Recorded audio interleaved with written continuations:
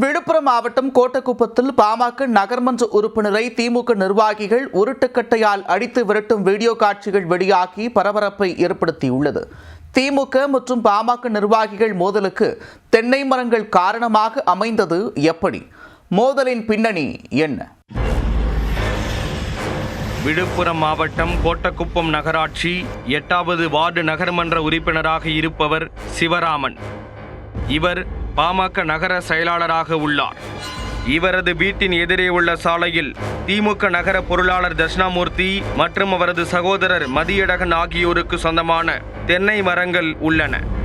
இந்த மரத்தில் இருந்து அடிக்கடி விடும் தேங்காய்களால் அப்பகுதியில் இருப்பவர்கள், சாலையில் செல்பவர்கள் அச்சத்துடன் இருக்க வேண்டிய சூழல் உள்ளது என்றும், சாலையில் நிறுத்தப்படும் வாகனங்கள் சேதமடைவதாக சிவராமன் குற்றம் சாட்டியிருக்கிறார். மேலும் இந்த தென்னை மரங்களை வெட்ட வேண்டும் என்றும் சிவராமன் வலியுறுத்தியிருக்கிறார். தென்னை மர விவகாரத்தால் பாமக நகர்மன்ற உறுப்பினர் சிவராமனுக்கும் திமுக நகர பொருளாளர் தட்சிணாமூர்த்திக்கும் இடையே முன்விரோதம் ஏற்பட்டுள்ளது. இந்நிலையில் திமுக நகர பொருளாளர் தட்சிணாமூர்த்தி, திமுக நகர இளைஞரணி அமைப்பாளர் வசந்த் உள்ளிட்ட 5 பேர் தேங்காய் பறிக்க சென்றுள்ளனர்.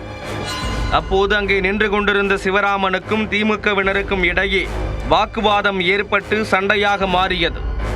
அப்போது திமுகவினர் சிவராமனை உருட்டுக்கட்டையால் சரமாரியாக தாக்கி ஓட விரட்டி அடித்தனர். இதனை தடுக்க வந்த சிவராமனின் தந்தை புருஷோத்தமனுக்கும் அடி விழுந்து காயம் ஏற்பட்டது. பாமக நகர்மன்ற உறுப்பினரை திமுக நிர்வாகிகள் தாக்கும் காட்சி என்ற பெயரில் சமூக வலைதளங்களில் சிசிடிவி கேமரா காட்சிகள் வெளியாகி பரபரப்பை ஏற்படுத்தியுள்ளன. தாக்குதலில் காயமடைந்த சிவராமன், அவரது தந்தை புருஷோத்தமன் ஆகியோர் மருத்துவமனையில் சிகிச்சை பெற்று வருகின்றனர். இதுகுறித்து சிவராமன் அளித்த புகாரின் பேரில் கோட்டக்குப்பம் போலீசார் விசாரணை நடத்தினர்.